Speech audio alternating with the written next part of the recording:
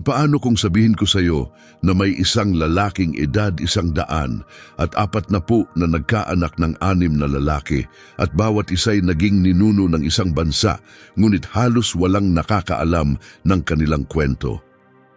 Parang imposible, di ba? Biolohikal na hindi katanggap-tanggap, medikal na hindi ka panipaniwala. Pero nangyari ito at nakasulat ito sa Biblia. May isang kasal sa aklat ng Genesis na salungat sa lahat ng natural na batas. Nangyari ito sa panahong inakala ng lahat na tapos na ang kwento. Isang relasyon na tumupad sa isa sa pinakamapangahas na pangako ng Diyos, na sangkot ang isang lalaking mas matanda pa kaysa sa karamihan ng ating mga lolo sa tuhod. Si Abraham ay 140 taong gulang. Dapat sana'y mahina na ang kaniyang katawan, ubos na ang lakas, at ang ideya ng pagkakaroon pa ng anak ay imposibleng maisip. 3 taon na rin ang lumipas mula nang pumanaw si Sarah, ang pinakamamahal niyang asawa. Ang kanyang tahanan ay balot ng dalamhati. Si Isaac ay nagsisimula ng sarili niyang buhay. Akala ng lahat, patapos na ang kwento ni Abraham. Pagkatapos ay dumating si Keturah, isang babae na ang pangalan ay nangangahulugang mabangong insenso, isang samyo na tumataas patungo sa langit. Sa hindi inaasahang kasalang ito, gumawa ang Diyos ng isang bagay na kahanga-hanga na ang epekto ay patuloy pa ring natutuklasan hanggang ngayon. 6 na anak na lalaki, 6 na magiging bansa, 6 na nakalimutang lahi na nananatili pa rin hanggang sa kasalukuyan. At sa huli ng video na ito, ibubunyag ko ang isang mahalagang detalye, kung nasaan ngayon ang 6 na bansang ito at paano sila konektado sa mga kaganapan sa ating mundo ngayon. Magbabago nito ng lubusan ang pananaw mo sa propesiya, sa gitnang silangan, at sa paraan ng pagkilos ng Diyos sa kasaysayan. Kaya manatiling nanonood dahil ang kwentong ito ng isang kasal sa edad na 100 at 40 na nauwi sa 6 na bansa ay nagsisimula pa lamang. Para maintindihan kung paano ito nangyari, kailangang balikan natin ang isa sa pinakamalungkot na araw sa buhay ni Abraham, ang araw na inilibing niya si Sarah sa yungib ng Makpela. Isipin ang tagpo, ang bungad ng yungib ay nakaukit sa lumang bato, malamig, tahimik na mga pader na matagal nang nakatayo. Makapal sa hangin ang samyo ng mga pampalibing. Mira, kamanyang, aloy. Ang mahinang ilaw ng mga lamparang may langis ay nagbubuga ng aninong sumasayaw sa batong dingding. Si Abraham noon ay 137 taong gulang, ay nakatayo na nanginginig ang mga kamay habang ibinabalot si Sarah ng tela. Kasama niya ito sa lahat ng pinagdaanan, ang babaeng tumawa nang ipangako ng Diyos ang anak at lumuha sa tuwa nang dumating si Isaac. Kaagapay niya sa bawat pagsubok, bawat pagpapala, bawat himala. Ngayon wala na siya. Ang katahimikan sa loob ng puntod ay tila sumisigaw. Ang lungkot ay napakabigat na parang sinasakal ang hininga ni Abraham. Tumulo ang luha sa pisngi niyang kulubot, bumagsak sa malamig na bato. Tinawag siyang ama ng maraming bansa, maging kaibigan ng Diyos. Ngunit sa sandaling iyon, isa lamang siyang pusong wasak na nawalan ng kabiyak. Sa Genesis Kabanata 23, ikinuwento kung paano nakipagkasundo si Abraham sa mga Heteo, binayaran ng 400 pilak na siklo para sa isang libingan, isang yungib, at ang lupang nakapaligid dito. Inilarawan kung paanong inilibing niya si Sarah ng may lubos na paggalang at pag-aalaga. Ang kanyang kamatayan ay hudyat ng katapusan. Nag-iwan ito ng sugat na malalim. Nagluksa ang buong sambahayan. Lumipas ang mga araw, naging linggo, naging buwan, at naging taon. Nagpatuloy si Abraham sa pamumuno sa kanyang bayan. Patuloy niyang pinarangalan ng Diyos na tumawag sa kanya mula sa Ur, sa lupain ng mga Kaldeo. Matagal na ang nakalipas. Pinanood niyang lumaki si Isaac, tungo sa pagiging ganap na lalaki. Pinamahalaan niya ang kanyang mga hayop at kayamanan. Nagpatuloy siya sa buhay, ngunit may kulang pa rin. Hanggang sa 3 taon matapos mamatay si Sarah, may nangyari na hindi inaasahan. Sa Genesis, Kabanata 25, Taludtod 1, binanggit ito ng napakaikli. Muling nag-asawa si Abraham at ang pangalan ng kanyang bagong asawa ay Ketura. Isang maikling pangungusap, 11 payak na salita. Ngunit ang mga salitang iyon ay bumaligtad sa takbo ng kwento. Siguradong nagulat ang mga tao sa kanyang tahanan. Malamang na nagtaka si Isaac. Ang mga utusan ay maaaring nagbulungan sa likod ng mga pinto. Si Abraham ay 140 taong gulang. Sino ang nag-aasawa sa ganung edad? Sino ang nagpaplanong bumuo pa ng pamilya kapag ang iba sa ganoong edad ay matagal nang nakahimlay? Ngunit ang hindi pa nakikita ng lahat ay ito. Hindi lang ito isang matandang naghahanap ng makakasama. Hindi lang ito tungkol sa may kausap habang kumakain o kasama sa gabi.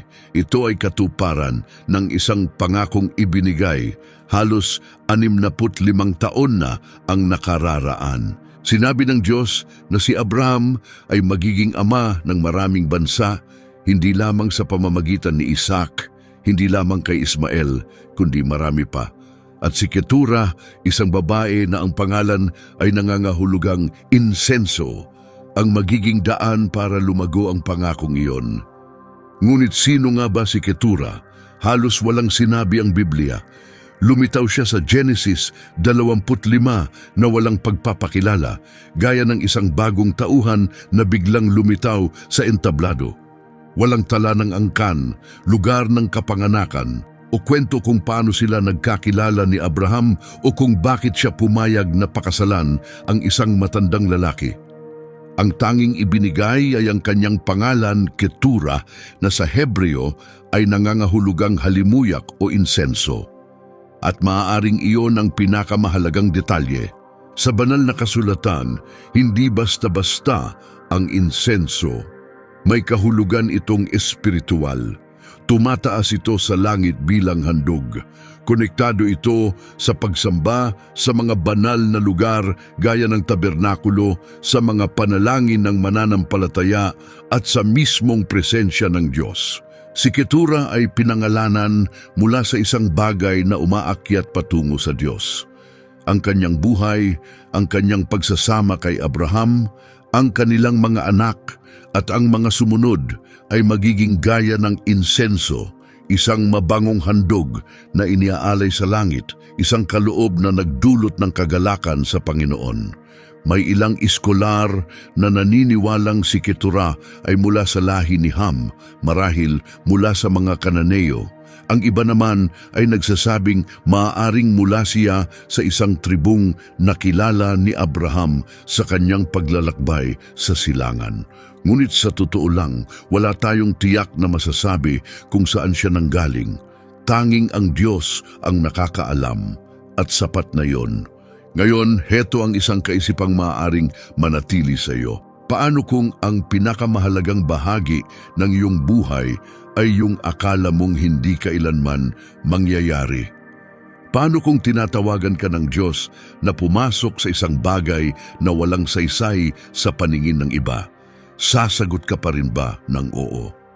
Magkakaroon ka ba ng lakas ng loob na tahakin ang isang landas na tila kakaiba sa iba, ngunit bahagi ng mas malawak na plano ng Diyos? Isang bagay ang tiyak ng pakasalan ni Abraham si Ketura, siya ay 140 taong gulang. Para maintindihan mo, mas matanda pa siya kaysa sa karamihan ng mga bansa ngayon. Mas matanda pa kaysa sa Estados Unidos. Sa panahong iyon, dapat sanay bumigay na ang kanyang katawan. Hindi na siya dapat may lakas pa. Ang ideya na magkaroon pa siya ng mga anak ay imposibleng maisip sa kahit anong sukatan. Ngunit ipinakita na ng Diyos na ang imposibleng bagay sa paningin ng tao ay walang halaga sa kanya. Naipanumbalik na niya ang katawan ni Abraham noong siya ay 100 para maipanganak si Isaac, Binuksan na niya ang sinapupunan ni Sarah noong siya ay 70, kahit hindi siya kailanman nagkaanak. Kilala ang Diyos sa paggawa ng mga bagay sa panahong pinaka hindi inaasahan. At sa edad na 140, tinawag niya si Abraham na muling maniwala para sa panibagong mga lahi. Ano kaya ang gagawin mo kung ikaw ang nasa kalagayan niya? Tatawa ka rin ba gaya ng ginawa ni Sarah noon? Magdududa ka rin ba tulad ni Abraham noong unang sinabi sa kanya ng Diyos na magkakaroon siya ng anak na kasindami ng mga bituin? Sasabi ka rin ba ng, Diyos, matanda na ako, tapos na ang bahaging yun ng buhay ko, nagawa ko na ang misyon ko? Pwede sanang tumanggi si Abraham. Pwede niyang tanawin ang kanyang mahabang buhay, masiyahan na kay Isaac bilang kanyang tagapagmana, at gugulin ang kanyang huling mga taon sa kapayapaan. Pero sa halip, pumayag si Abraham. Naniwala siyang may inihanda pa ang Diyos para sa kanya. Pinili niyang magtiwala na ang edad at kahinaan ay hindi hadlang sa Diyos para magbigay ng bagong buhay. Handa siyang pumasok sa panibagong yugto. Kahit siya'y nagluluksa, kahit mahina na ang kanyang katawan, kahit hindi siya maiintindihan ng iba. At si Ketura na ang pangalan ay nangangahulugang halimuyak, sumagot rin ng oo. Pumasok siya sa tipan kasama ang isang lalaking higit 100 taong gulang. Alam niyang ang kanilang pagsasama ay may layuning mas malaki kaysa sa kanila. Naranasan mo na bang maramdaman na tinutulak ka ng Diyos na muling umasa sa mismong oras na inakala mong tapos na ang lahat? Maaring inakala mong tapos na ang pagkakataon mong makapagbigay ng pagbabago. Maaring naniwala kang nagawa mo na ang lahat ng makakaya mo. Maaring tiningnan mo ang iyong edad, ang iyong kalagayan o ang kakaunti mong taglay at nasabi mong, Diyos, huli na. Pero binabasag ng kwento ni na Abraham at Ketura ang kasinungalingang iyon. Dahil ang sumunod na nangyari ay patunay na kapag ang Diyos ang nangako, hindi lang niya ito tinutupad, lumalampas siya sa kaya nating isipin. Napansin ito ng mga tao sa sambahayan. May mga bulungan sa mga lingkod. Si Isaac ay malamang nakaramdam ng halo-halong emosyon. Pero sina Abraham at Ketura ay patuloy lang sa paglakad, namumuhay araw-araw na may matatag na pananampalataya sa Diyos na ginagawang posible ang imposible. At doon nagsimulang magbukas ang mga imposibilidad. Hindi lang isang beses nagdalang tao si Ketura, 6 na beses siyang nanganak. Si Abraham na lampas na sa edad na 100 at 40 ay naging ama ng 6 na anak na lalaki kay Ketura. Makikita sa Genesis 25, talata 2 ang kanilang mga pangalan: Zimran, Jokshan, Medan, Midian, Ishbak at Shua. Ang 6 na pangalang ito ay halos hindi kilala ng maraming mananampalataya ngayon. Ngunit bawat anak ay naging tagapagtatag ng isang tribo. 6 na bansa ang nagmula sa mga batang ito at lumaganap sa sinaunang mga lupain, humubog ng kasaysayan sa paraang hindi natin batid. Ngunit saan nagpunta ang mga anak na ito? Anong landas ang kanilang tinahak? At bakit hindi sila gaanong pinag-uusapan ngayon? Bago tayo magpatuloy, kung ang kwentong ito ay tumutulong sa iyo na makita ang isang bahagi ng kasulatan na hindi mo pa napagtuunan, kung unti-unti mong nakikita kung paano kumikilos ang Diyos sa mga tagpong hindi pinapansin, maglaan ng isang sandali para i-like ang video at mag-subscribe sa channel. Ang susunod ay magpapakita kung nasaan na ngayon ang mga bansang ito at kung paano nananatili ang kanilang impluensya sa mga kaganapan sa ating panahon. Ngayon, narating natin ang isang punto ng pagbabago, ang sandaling nagtakda ng hinaharap para sa mga anak ni Ketura. Ito ang oras ng isinugo ni Abraham ang mga anak niya papuntang silangan. Kasama sa Genesis 25, Seksyon 6 ang isa sa mga talatang bihirang mapansin pero isa sa pinakamahalaga sa Biblia. Sinasabi rito na binigyan ni Abraham ng mga kaloob ang mga anak ng kanyang mga asawang lingkod at isinugo silang palayo kay Isaac patungong silangan habang siya'y nabubuhay pa.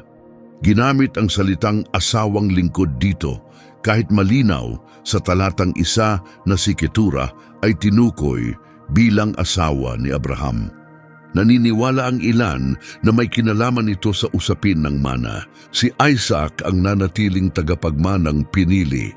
Pero linawin natin, si Ketura ay tunay na asawa ni Abraham, hindi isang babaeng mababa ang katayuan. Basahin mong muli ang talata. Isinugo ni Abraham ang kanyang mga anak palayo sa Canaan, palayo kay Isaac, palayo sa lupaing ipinangako. Tinatanggihan ba niya sila? Hindi. Bahagi ito ng banal na plano. Isipin mo ang tagpo ang pagsikat ng araw sa malawak na kampo, mga toldang abot tanaw, hating-hati ang mga kawan at mga hayop. Inilalagay sa mga kamelyo ang mga kayamanan, pilak, ginto, mamahaling tela, mga sandata, gamit at pagkain para sa mahabang paglalakbay. Si Abraham na halos 170 taong gulang na at malapit nang matapos ang kanyang 175 taong paglalakbay ay nakatayo sa harap ng 6 na binatang ito. Hinahaplos ng liwanag ng umaga ang kanyang kulubot na mukha. Ang kanyang mga kamay na nagtayo ng mga altar, humawak ng punyal sa ibabaw ni Isaac at naglibing kay Sarah, ngayoy nakapatong sa balikat ng bawat anak. Nararamdaman niya ang lakas nila, ang kanilang sigla, ang kanilang pangako. Sumisikip ang kanyang dibdib sa tindi ng emosyon. Ang mga anak na ito ay paalala ng Diyos na ang kanyang buhay ay may layunin pa rin. Ipinanganak sila sa panahong inakala ng lahat na imposible. Sila ay mga buhay na tanda ng kapangyarihan at pangako ng Diyos. Nagsalita si Abraham na may tinig na puno ng kahulugan, hindi dahil siya'y matanda, kundi dahil taglay ng kanyang mga salita, ang pagpapala at pagbitaw. Ang kanyang mga mata na nakakita ng mga anghel ng apoy na bumagsak sa Sodoma at kay Isaac sa ibabaw ng altar, ngayon ay nakatingin sa bawat isa niyang anak na may matatag at wagas na pag-ibig. Si Isaac ay mananatili rito. Siya ang anak na siyang magpapatuloy ng tipan. Mula sa kanyang lahi, darating ang tagapagligtas. Pero para sa inyong 6, ibang landas ang pinili ng Diyos. Kayo ay patungong silangan. Kayo ang magiging mga tagapagtatag ng mga bansa. Dadalhin ninyo ang pangalan ni Abraham sa malalayong dako. Sa pamamagitan ninyo, matutupad ang pangakong ako'y magiging ama ng maraming bansa. Pagkatapos, binigyan sila ni Abraham ng mga regalo, mga mahalagang bagay. Hindi ito isang simbolikong kilos o pamamaalam na walang laman. Ito'y makabuluhang handog mula sa isang ama na labis ang pagmamahal sa kanyang mga anak at nais silang ihanda para sa paglalakbay at layuning naghihintay. Sa yakap at luha, tumalikod ang 6 na anak ni Ketura sa sinag ng bukang liwayway at nagsimulang maglakad papuntang silangan. Isipin mo ang sandaling iyon, iwan ang lahat ng pamilyar, iwan ang amang ang pananampalataya ay humubog sa maraming salinlahi na nabuhay ng 175 taon at nakatagpo mismo ang Diyos. Iwan ang kanilang kapatid na si Isaac at tumapak sa mga lupaing hindi pa nila nakikita. Tangan lamang ang basbas ng kanilang ama at ang pangako ng Diyos na sila'y magiging mga bansa. At heto ang talagang kamangha-mangha, hindi naglaho sa kasaysayan ang 6 na bansang ito. Buhay pa rin ang kanilang mga lahi ngayon sa mga modernong lungsod ng Arabia, sa buong gitnang silangan, dala ang pisikal at espiritual na lahi ni Abraham sa pamamagitan ni Ketura. Ang mga balitang naririnig mo tungkol sa rehiyong iyon, ang mga labanan, kilusang pangkultura, mga tensyon sa pagitan ng mga bansa, kasama roon ang mga anak ni Abraham. Hindi lamang sa pamamagitan ni Isaac at ni Ismael, kundi pati sa mga anak ni Ketura. Ang pangako na si Abraham ay magiging ama ng maraming bansa ay hindi lamang isang kwento sa sinaunang kasulatan. Ito'y buhay at patuloy na nagaganap hanggang ngayon. At si Ketura ay may mahalagang papel sa bahaging iyon ng pangako na kadalasan ay hindi napapansin. Ang kanyang mga anak ay tumungo sa silangan, tumawid sa mga ilang disyerto at mga lupaing kalaunan ay magiging Arabia, Mesopotamia at iba pang silangang rehiyon. At doon sila'y naging malalakas na bansa. Si Midian, ang ika-4 na anak, ay naging ninuno ng mga Midianita, isang makapangyarihang lahi na namahala sa kalakalan sa pagitan ng Africa at Asia. Sila ang nagdala ng mga paninda, pampalasa, ginto at insenso sa mga sinaunang pamilihan. Ngunit may isang bagay na hindi alam ng marami. Dati, kaibigan ng bayan ng Diyos ang mga Midianita. Nang tumakas si Moises matapos patayin ng Ehipsyo, saan siya nagtungo? Sa Midian. At sino ang tumanggap sa kanya? Si Jethro, ang pari ng Midian, direktang inapo ni Ketura sa pamamagitan ni Midian. At sino ang naging biyenan ni Moises? Si Jethro. Sino ang nagbigay sa kanya ng mahalagang payo kung paano pamunuan ang bayan ng Israel? Si Jethro rin, isang inapo ni Ketura. Siya ang tumulong humubog kay Moises, ang lalaking mamumuno sa Israel palabas ng pagkaalipin. Pag-isipan mo yon, si Zimran ang panganay ay nagtatag ng mga pangkat sa timog ng Arabia.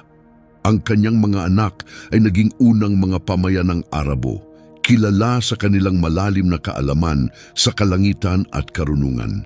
Si Jokshan ay naging ama ni na Sheba at Dedan.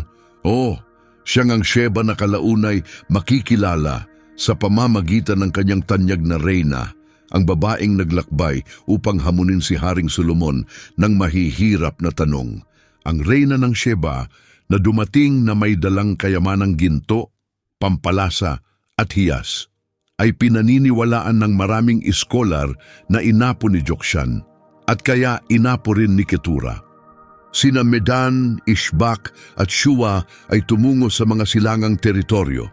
Nagtatag sila ng mga tribong kinikilala sa kanilang husay sa pakikidigma, mga network ng kalakalan at kakayahang mabuhay sa mahihirap na kalagayan ng disyerto. Hindi sila mga maliit o limot na angkan. Sila'y malalakas na bansa na humubog sa sinaunang kasaysayan. At ang bawat isa sa kanila ay nagmula kay Ketura, ang babaeng naging asawa ni Abraham nang siya ay 140 taong gulang. Ngunit mas malalim pa ang kwento. Ang mga inapo ni Ketura ay lumilitaw sa buong Biblia. Hindi lamang sila nasa aklat ng Genesis, naroroon sila sa buhay ni Moises, lumitaw sila sa panahon ng mga hukom, kasama sila sa mga pangyayari sa paghahari ni Haring David. At binanggit sila ng mga propeta. Hindi kailanman binaliwala ng Diyos ang mga anak ni Ketura. Sa Habakuk 3:7, isinulat ng propeta ang tungkol sa panginginig ng mga tolda ng Kushan at Midian. Sa aklat ng mga hukom, ang mga Midianita ay sentro ng kwento ni Gideon. Sa Isayas, makikita ang mga pagtukoy sa mga taong mula silangan na nagdadala ng mga handog at papuri. Ang lahi ni Ketura ay hindi lamang panig na kwento, sila ay bahagi ng mas malawak na salaysay ng Biblia, kasangkot sa plano ng Diyos sa mga paraang ngayon pa lang natin nauunawaan. At narito ang bahagi na hindi alam ng marami. Nang sabihin ng Diyos kay Abraham na siya'y magiging ama ng maraming bansa, hindi lang si Isaac at ang bansang Hudyo ang tinutukoy niya. Hindi lang rin si Ismael at ang bansang Arabo.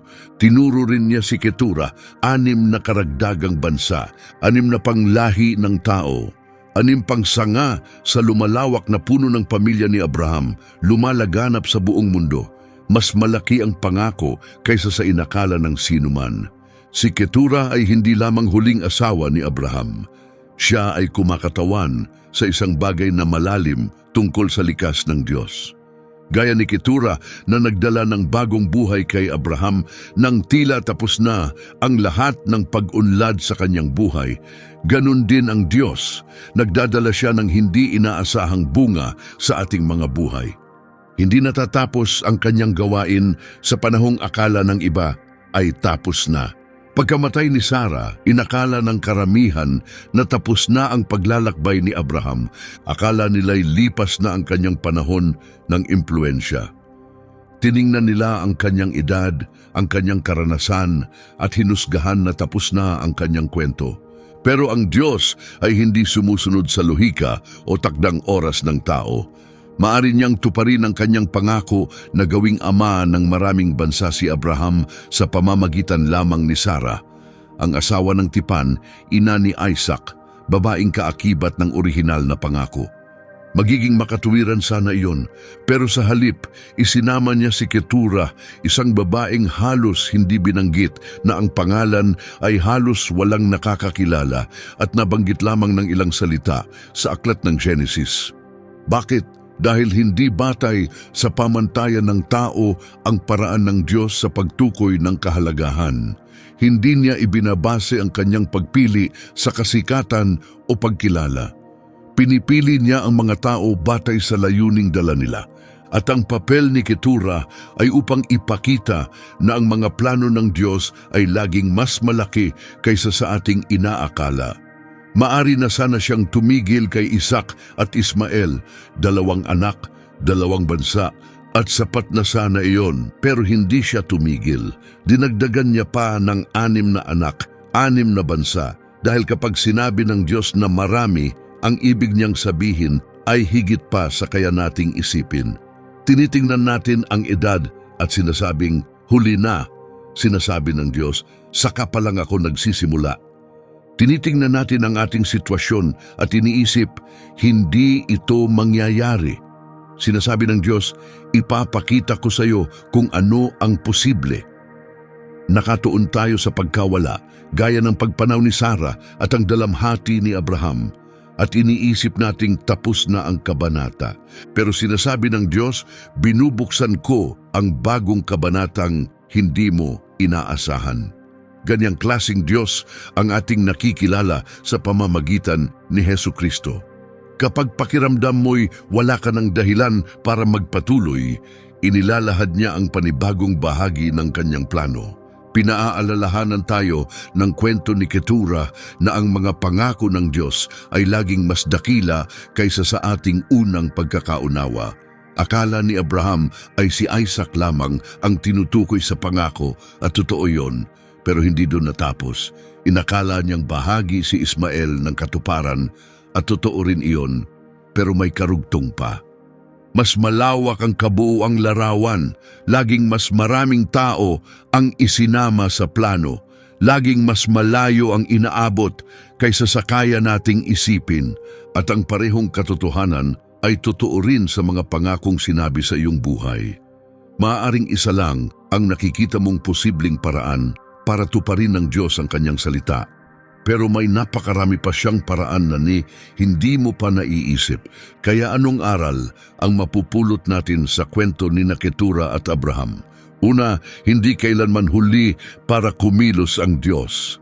Si Abraham ay 140 taong gulang. Si Ketura ay naging asawa ng isang lalaking sa mata ng karamihan ay tapos na ang misyon. Ngunit magkasama nilang pinagmulan ang 6 na bansa. Kung iniisip mong huli na para sa iyo o tapos na ang panahon mo, patunay ang kwentong ito na hindi pa ito ang wakas. Madalas, nagsisimula ang bagong gawain ng Diyos sa panahong inaakala nating tapos na ang lahat. Ikalawa, mas malalim at mas malawak ang mga pangako ng Diyos kaysa sa una nating akala. Narinig ni Abraham ang ama ng maraming bansa at inisip niya si Isaac, marahil pati si Ismael. Pero isinama ng Diyos sa plano ang mga anak ni Ketura mula pa sa simula. Kaya kapag nangusap ang Diyos sa iyo, huwag mong ikahon ang pangako batay lang sa kaya mong intindihin. Ang kanyang mga plano ay dahan-dahang bumubukas at may mga bahagi nito na malalaman mo lang sa tamang panahon. Ikatlo, ang pagiging tapat kahit walang nakakakita ay nag-iiwan ng pangmatagalang epekto. Si Keturah ay binanggit lamang ng 11 salita sa Genesis, halos walang detalye. Ngunit ang kanyang mga anak ay humubog sa kasaysayan ng kasulatan sa loob ng maraming siglo. Maaring pakiramdam mo'y hindi ka napapansin, maaring nagtatanong ka kung may kabuluhan ba ang ginagawa mo. Pero kinukuha ng Diyos ang iyong tahimik na pagsunod at ginagamit ito upang bumuo ng isang bagay na higit pa sa nakikita mo, isang bagay na maririnig sa maraming henerasyon. Kaya ang totoong tanong ay hindi, mas matanda na ba ako para magamit ng Diyos? Ang tanong ay, sasagot ba ako ng oo sa bagong bagay na hinihingi sa akin ng Diyos kahit mukhang imposible ito? Magtitiwala ka ba na ang buhay mo ay may layunin pa na hindi mo pa naiisip? Sumagot ng oo si Keturah sa isang sandaling tila imposibleng mangyari. And dahil sa oo na iyon, 6 na bansa ang isinilang. Ano kaya ang maaring magbunga mula sa oo mo ngayon? Kung ang kwentong ito ay tumulong sa iyo na makita ang Diyos sa bagong paraan, isang Diyos na kumikilos lampas sa mga hangganan at inaasahan, narito ang 3 bagay na gusto kong gawin mo. Una, mag-iwan ng komento sa ibaba na nagsasabing, hindi kailanman huli. Dahil marahil ngayon ang araw na maniniwala ka na muli na ang Diyos ay may kamangha-manghang plano pa rin para sa iyo. Gaano ka man katanda, ano man ang sitwasyon mo, o kahit gaano pa kasarado ang mga pintuan. Ikalawa, mag-subscribe at i-turn on ang notifications. Linggo-linggo, ibinabahagi namin ang mga kwento ng mga taong hindi napapansin sa Biblia na may mga buhay na nag-iwan ng malaking marka. Ang mga kwentong ito ay nagpapakita ng katapatan ng Diyos sa paraang makakapagbago ng pagtingin mo sa sarili mong kwento. Hindi lang ito basta makasaysayan, pupukawin nito ang puso mong muling maniwala. Ikatlo, ibahagi ang video na ito sa isang taong nangangailangan ng pag-asa, isang taong iniisip na huli na para sa kanya. Isang taong nagsimulang maniwalang ang pagtanda ay katumbas ng pagtatapos ng pagkakataon. Kailangan nilang malaman na madalas inilalagay ng Diyos ang kanyang pinakamahusay na gawa sa mga kabanatang akala natin ay pangwakas na. Dahil ito ay hindi lamang kwento mula sa matagal ng panahon. Ito ay isang deklarasyon sa iyong buhay ngayon. Hindi pa tapos ang Diyos sa pagsusulat ng kwento mo. Hindi pa tapos ang panahon ng paglago mo. Si Abraham ay nagsimulang walang anak, tinawag upang iwan ang lahat at sundan ang isang Diyos na halos hindi pa niya kilala.